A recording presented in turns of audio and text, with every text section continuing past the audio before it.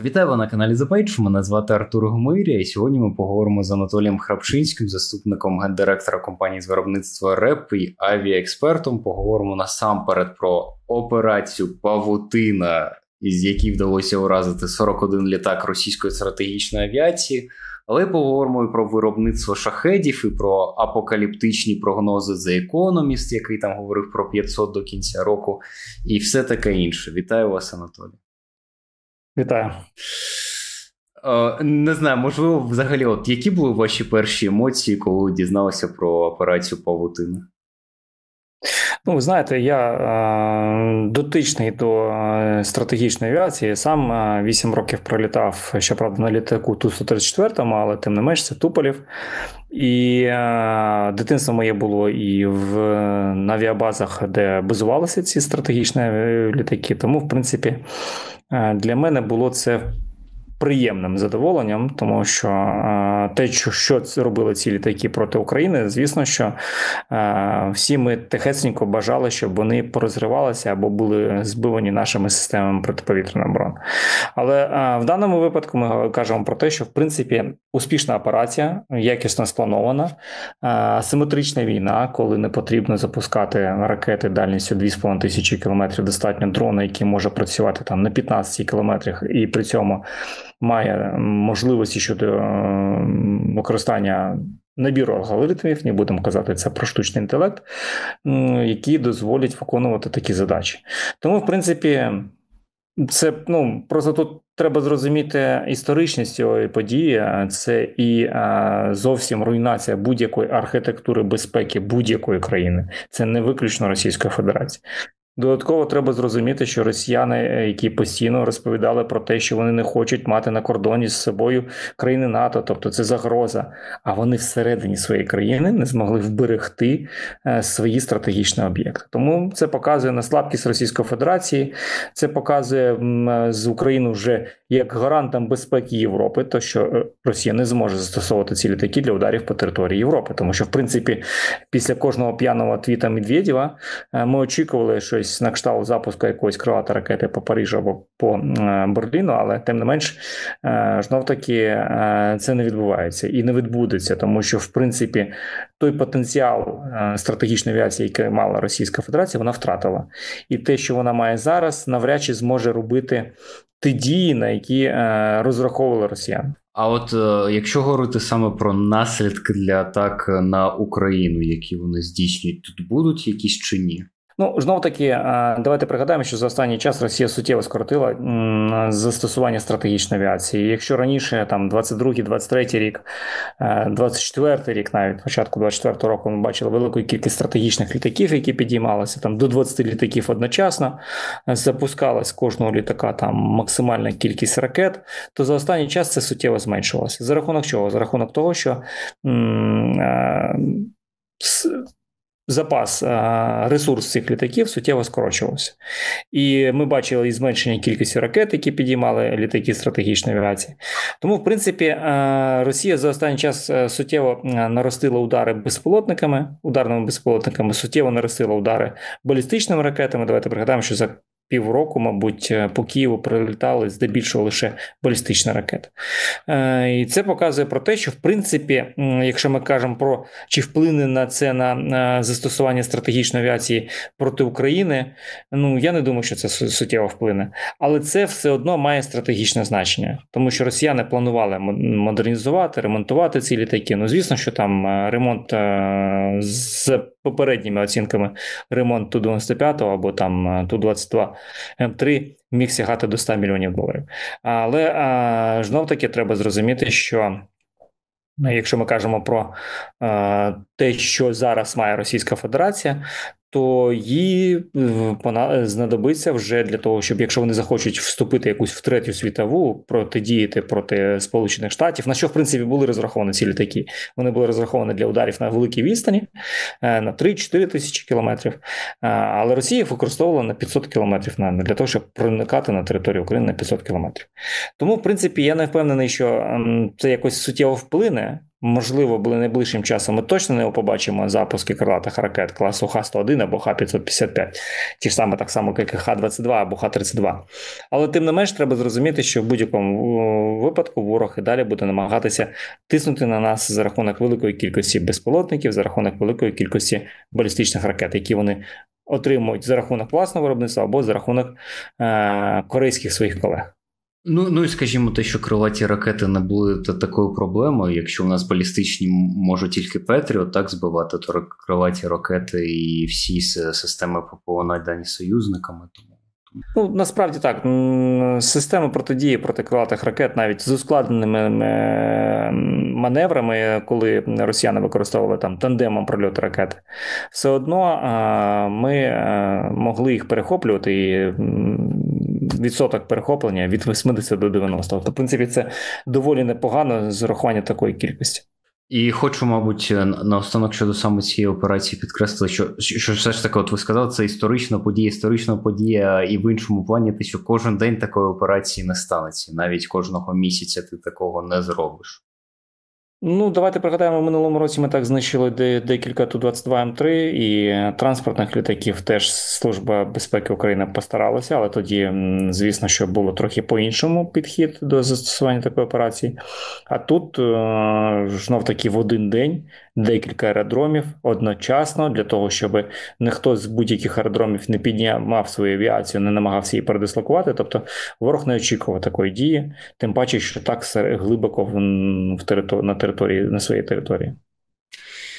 І от ви вже частково це зазначуєте, що останнім часом ми бачимо безпрецедентну інтенсивність російських повітряних атак, зокрема і нічні рекорди із застосуванням там 355 засобів. З чим взагалі, на вашу думку, пов'язане таке нарощування темпів? Ну, знов-таки, давайте зауважимо, що це набагато дешевше, ніж запускати крилаті ракети зі стратегічної авіації. Знов-таки, у Росії досі немає крилатих ракет, які б вона могла запускати з тактичної авіації, які б працювали на глибину 500 кілометрів. Тому що в Європі є Таурус, у Європи є Storm Shadow, у Сполучених Штатів є JASSM. У Росії немає такої ракети. У них були ракети, крилаті ракети класу Х-101, Х-555, Х-22, Х-32, тобто все те, що працює на велику відстані, але потребує зльоту стратегічної авіації.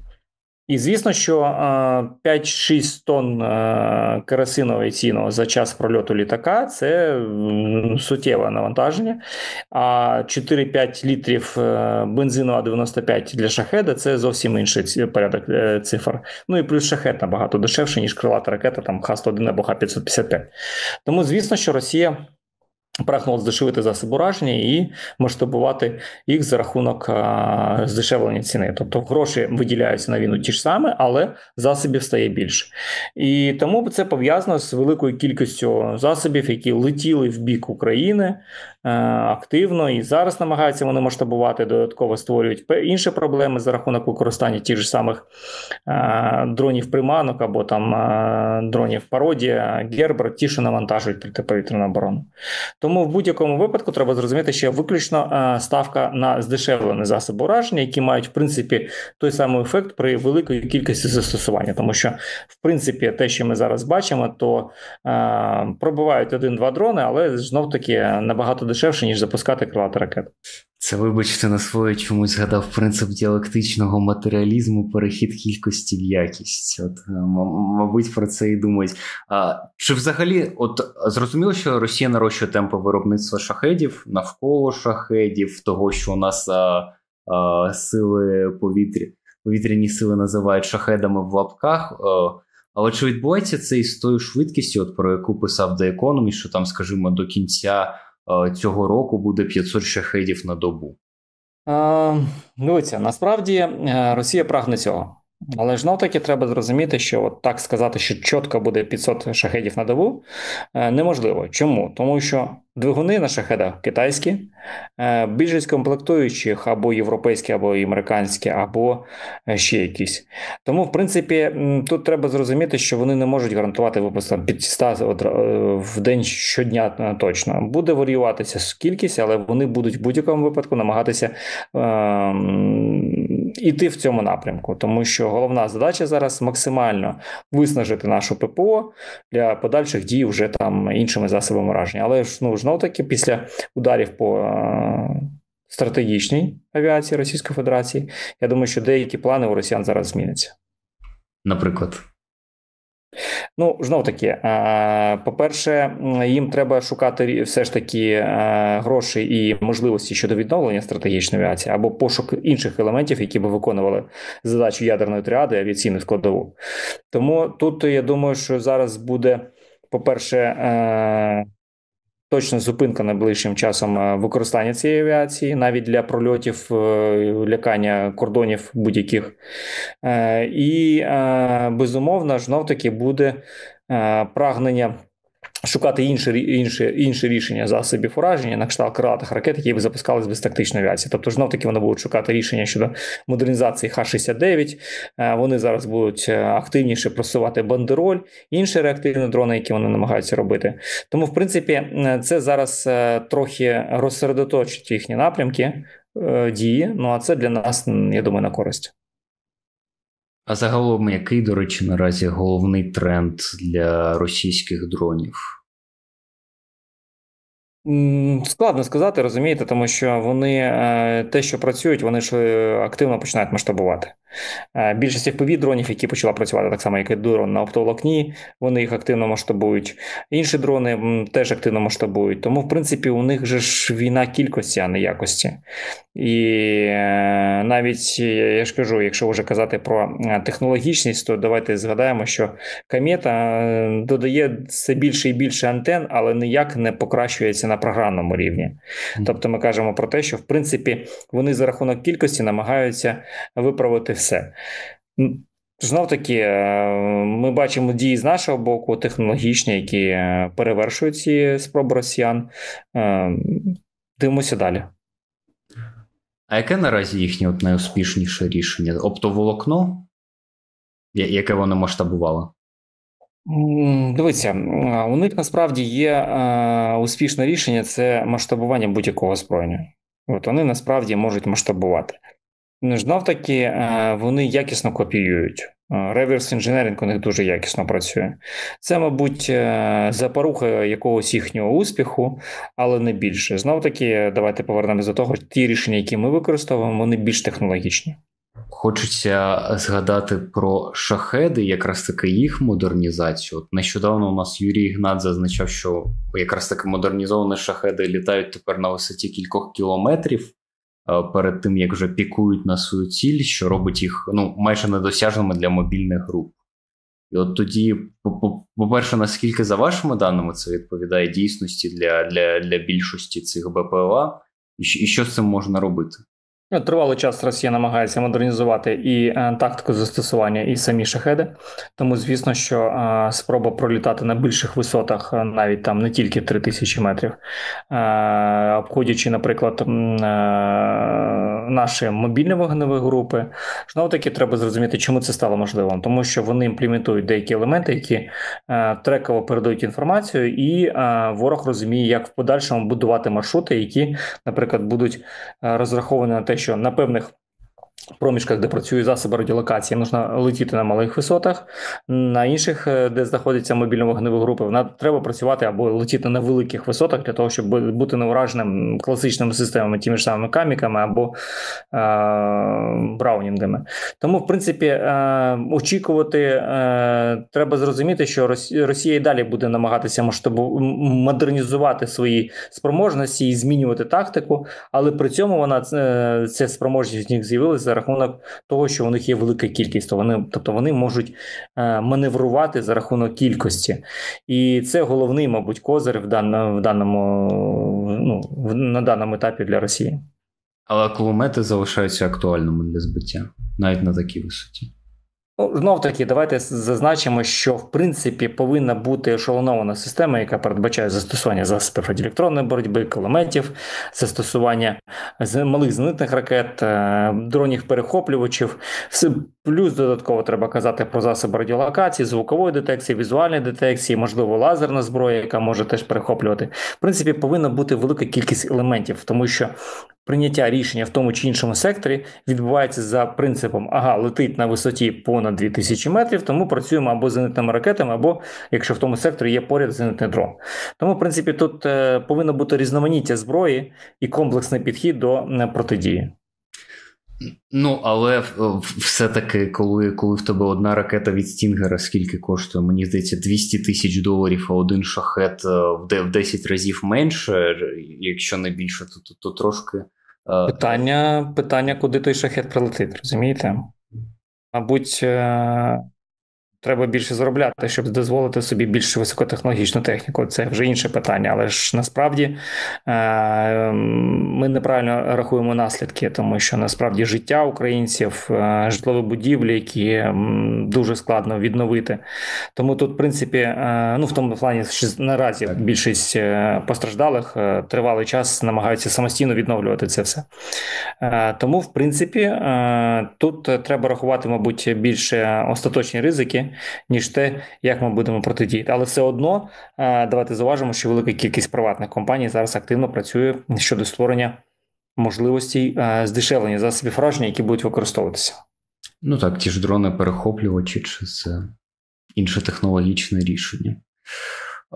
З іншого боку, ми спостерігаємо посилення і наших ударів по території Росії. Володимир Зеленський нещодавно зазначив, що ми майже щоночі випускаємо приблизно 100 дронів по території агресора. І могли б більше, якщо б було більше фінансування, він так підкреслив, дуже як натякнув. От які ключові аспекти цих атак? Попри те, що ми далеко не завжди бачимо якийсь медійний результат. Дивіться, низка ударів по території Російської Федерації призвела до того, що Росія передислокувала на основні аеродроми всю свою стратегічну авіацію. Після цього ми нанесли удари по цих стратегічних аеродромах всередині, в тилу і на великій відстані. Про що це каже? Про стратегічне бачення ситуації і про те, що, в принципі, ми активно намагаємося протидіяти за рахунок певних дій зі свого боку. Тобто ми складаємо таку шахматну партію, яка дозволяє нам в подальшому отримувати більший зиск. Знов-таки, з 7 найбільших складів ГРАУ 4 знищено силами оборони. Скільки нафтових підприємств було вражене з боку України. Тому, в принципі, якщо ми матимемо можливість активно створювати велику кількість ударних діпстрайковських безпілотників, я думаю, що на Росії щоночі буде дуже складно. У деяких людей, особливо у Фейсбуці, є ідея фікс щодо цих ударів, що за допомогою дронів можна було б заблокувати роботу головних аеропортів Росії, щоб задати їм величезних економічних збитків. От наскільки це взагалі реально? І чому, можливо, це не робиться через інші пріоритетні задачі, так? У нас і так, в принципі, ми доволі часто росіяни включають план ковер по всіх своїх аеропортах і закривають повітряний простір. Тому що це пов'язано з чим? З тим, що наші дрони діпстрайковські летять в певному напрямку. Тому, в принципі, я би сказав, що ми це вже робимо. Зрозуміло, що аеропорт – це цивільна інфраструктура, і вона не розуміє під собою, наприклад, використання яких як військового об'єкту, хоча Росія використовує більшість аеропортів цивільних для збирання дронів, тому що зменшений пасажиропоток передбачав звільнення деяких терміналів, тобто вони не використовувалися. А аеропорт – це система, де є якісне РСП, РЛС, які дозволяють бачити будь-які повітряні цілі, незважаючи від розміру, дрон чи це не дрон. Тому тут треба зрозуміти, що це надійний захисний об'єкт, і плюс додатково ще й захищений за рахунок того, що це буцімто цивільний об'єкт, тому з розрахунку на те, що Україна туди не битиме. Але тим не менш, давайте пригадаємо, за останній час дуже часто були затримки з вилітами, і по 20 годин стояли, аеропорти не працювали. Тому, в принципі, ми це вже робимо. Питання, яке постійно турбує вас, багатьох журналістів, мене час від часу і найбільше військових. Але ми не обговорювали його публічно. Чому в нас досі такий зоопарк дронів різного типу? І чи можливо взагалі якось уніфікувати це в поточних умовах? Давайте зазначимо, що насправді тут потрібна уніфікація. Чому? Тому що і потрібно стратегічне бачення. По-перше, швидка зміна діапазонів, тобто швидка зміна засобів протидії.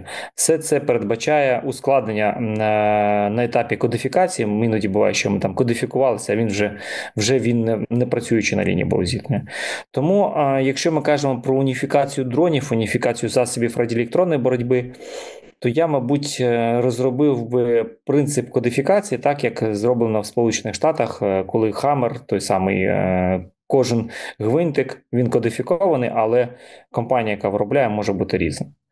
І в даному випадку треба зауважити, що в принципі будь-який дрон – це рама, двигуни, керування, камера, живлення, тобто акумулятор. Тому, в принципі, тут є вже елементи, які можна окремо кодифікувати і збирати вже на позиції, тобто перед виїздом на бойовий, збирати потрібну тобі комбінацію, яка тобі потрібна, з тепловізійною камерою, з ночною камерою, з денною камерою, яка рама з яким двигуном, які кріплення, які там елементи живлення. Тому, в принципі, тут було б, мабуть, краще, якщо б ми кодифікували окремо ці речі і використовували їх як наборний конструктор. Те саме стосується засобів радіоелектронної боротьби. Антени, елементи живлення, рами, блоки генерації. Все це повинно кодифікуватися окремо, для того, щоб можна було теж купити окремо. Тому що випадки, коли засіб реба працюючий, але антена пошкоджена, і військові не можуть купити окрему антенну, ускладнене є питання, тобто ми кажемо з юридичної точки зору, то тут навпаки було б набагато легше. Більше того, у нас є декілька наших виробів, які військові їх використовують зовсім по-іншому, і вони мають прекрасний результат. Тому тут треба зрозуміти, що іноді от у нас навіть системи, які використовувалися раніше для захисту техніки, зараз використовуються з спрямованими антенами. Тобто тут і мають прекрасніший ефект від скидів, від інших проблем. Тому тут треба зрозуміти, що насправді військові ще генерують додаткові ідеї, які дозволяють покращувати деякі вироби. Так, це, до речі, цікаво від вас пропозиція от саме цього конструктору, тому що так, з одного боку ми створюємо універсальні частини, так, правила, які робляться будь-яким виробником, з іншого боку, хай військові вже вирішують, який саме їм потрібен варіант, так, цього дрону, ребу і всього іншого. А що для цього має зробити, чи робить вже Міноборони? В мене насправді є розуміння, є співпраця, є розмова, але я би почав мабуть, зі створення якісного аналітичного центру, який би проаналізував би насправді все те озброєння, яке ми використовуємо. Є певні ініціативи щодо такої аналітики, і надав би чітку характеристику, що насправді потрібно на лінії боєзіткнення, в якій кількості потрібно на лінії боєзіткнення. Якщо 23-й рік, 22-й рік ми могли просто казати, давайте більше, то зараз, коли є велика кількість компаній, які займаються виготовленням засобів озброєння, які завантажені лише на 40%, тому що, в принципі, немає чіткої потреби з боку Збройних сил України. І тоді, в принципі, можна було б казати про те, що така аналітика дозволила би сформувати якісну потребу для існуючих засобів, якісне технічне замовлення для нових виробів зі стратегічним баченням на майбутнє. І тоді, в принципі, оце було б тим інструментом, який би міг би завести уніфікацію, стандартизацію і там інші вимоги, які нам потрібні. Це знову-таки запит до Міноборони або до ставки головкома, так, щодо аналітики, якої поки що немає. А от, до речі, ініціатива на кшталт «з кожного по дрону» чи «народний дрон». Вони потрапляють у військові підрозділи, і потім я бачу дуже такі, як би їх назвати, назвемо засмучені коментарі самих військових, тому що часто вони змушені допилювати їх у власних майстернях. От наскільки взагалі такий підхід, наскільки взагалі цим варто займатися, якщо ти ніколи в житті не паяв, як я? Не знаю, я думаю, що таким можна було займатися на початку, коли нам не вистачало ресурсів і можливостей. І зараз, я думаю, нам треба просто йти, таким людям треба йти або до певних компаній, які працюють ввечері, і пропонують такі можливості, прийти і попрацювати, попаяти, позбирати для того, щоб робити ті вироби, які насправді потрібні. Зрозуміло, що є волонтери, які там вночі кліпають там, або за день кліпають по 20 тих FPV-дронів і передають на фронт, але у них вже є прямі замовники, які знають цю модель, які їм подобається ця модель і її принцип виконання, тому тут трохи інше. Але безумовно, я думаю, що настав той час, коли треба таким бажаючим доєднуватися до груп людей, які вже або до компаній, і компаніям створювати певні платформи, де можна було прийти і попаяти, попрацювати, створити пару дронів. До речі, те, про що ми дуже з вами часто говоримо, чого не вистачає в Україні, так масштабування. От ви якраз так. Безумовно, да, я перепрошую. Масштабування тут можливо, але знов-таки масштабування у нас є можливим і за рахунок тих компаній, які виробляють. Але питання знов-таки впирається в фінанси. Тому що фінансування не вистачає українського. Є прекрасне рішення щодо італійської формули, там данської формули, британської коаліції дронів, але на нещодавній зустрічі в Брюсселі мав бесіду, і от більшість провідних фахівців зазначає, європейських, зазначає, що вони готові закуповувати у українських компаній вироби, але вони хочуть, щоб ці вироби відповідали певним європейським стандартам або натівським стандартам. На моє запитання, чи насправді зараз є актуальні натівські або європейські стандарти, триває пауза.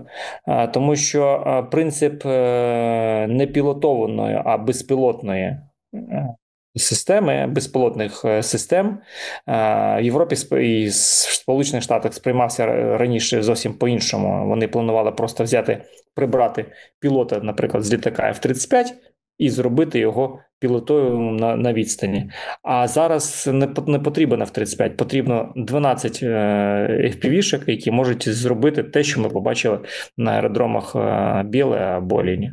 Це дуже цікаво, те, що Бундесвер, так, німецька армія, вона реєструє FPV-дрони і багато дронів не як безпілотники у своєму реєстрі, а як амуніцію, тобто, скажімо, як снаряди для артилерії, аби обійти якраз таки різні стандарти і НАТО, і німецької армії, і величезної звітності щодо тих дронів.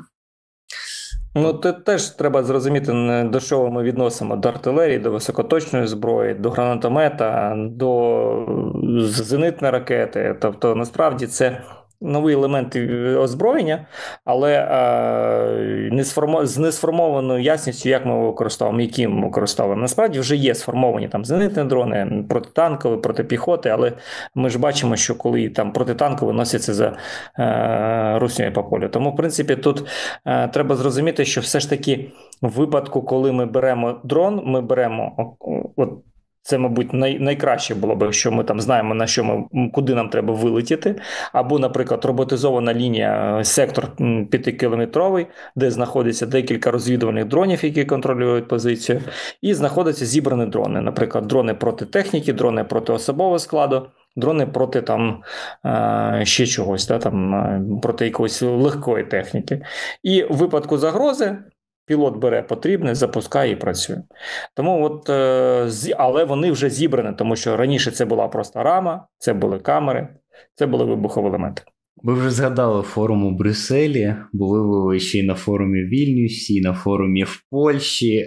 Які загалом враження від розмов із західними партнерами? Шалений, насправді, травень у мене був. Довелось поспілкуватися і провести для себе дуже цікаві зустрічі і такі позитивні цікаві зустрічі.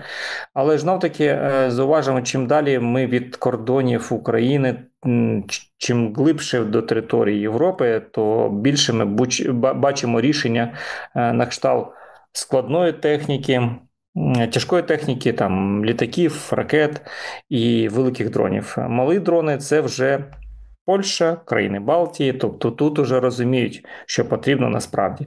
Але я думаю, що сьогоднішні вчорашні удари по військових аеродромах в тилу змінить сприйняття. Ну і знов-таки Європа дедалі більше вже дивиться на Україну як на країну, яка задає tone of voice цієї війни і задає напрямок руху розвитку озброєння.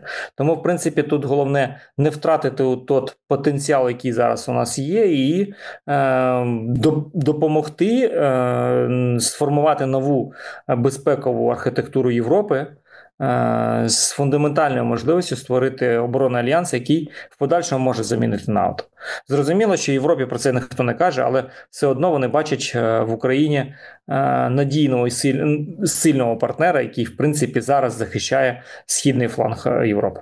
А як щодо попиту взагалі на українську продукцію? І РЕБи, і БПЛА?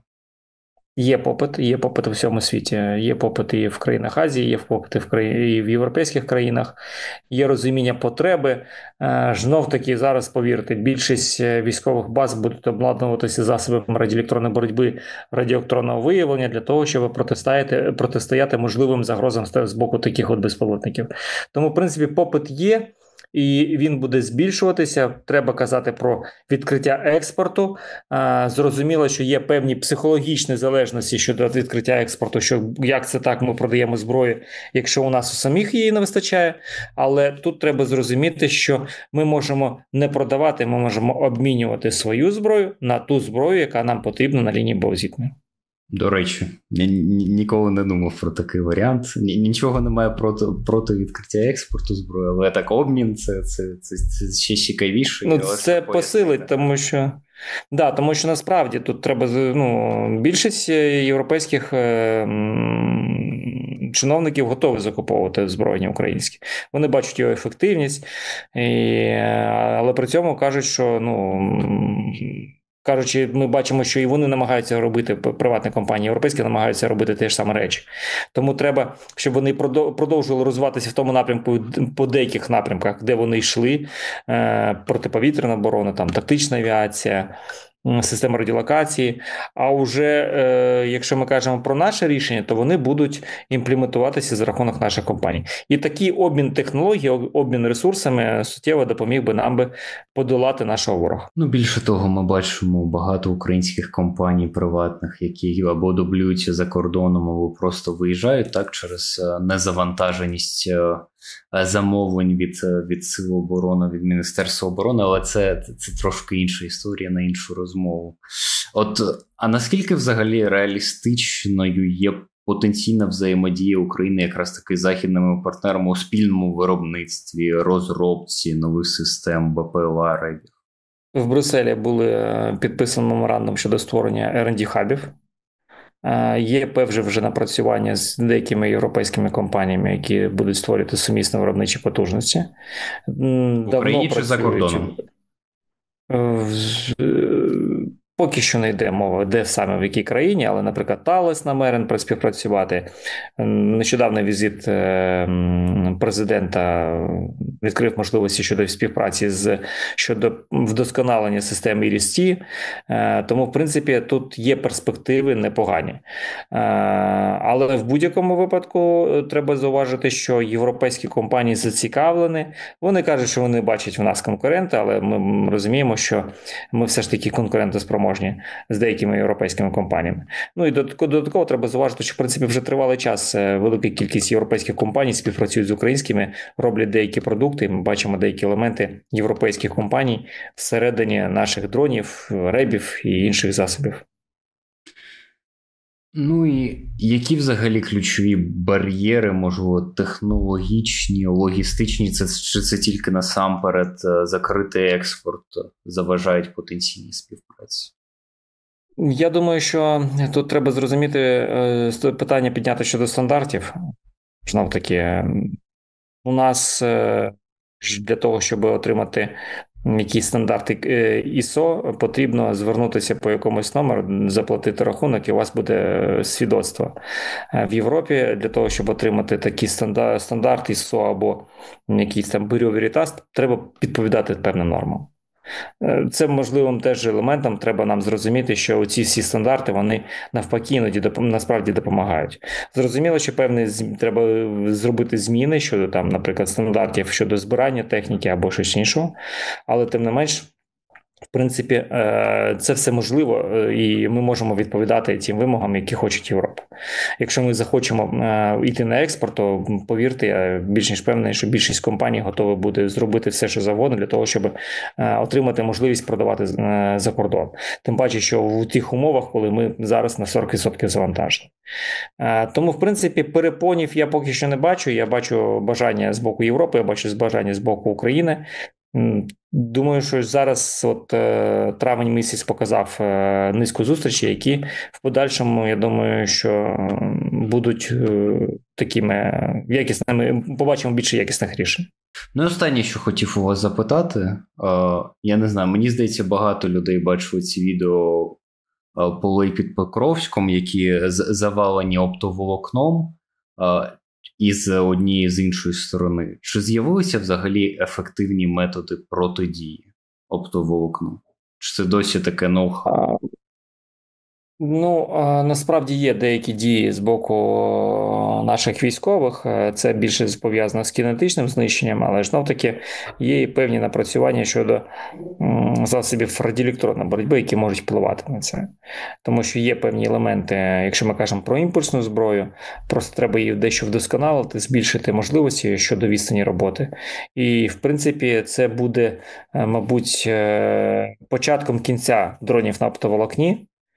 Тому що все ж таки краще було казати про дрони на штучному інтелекті або на наборі алгоритмів.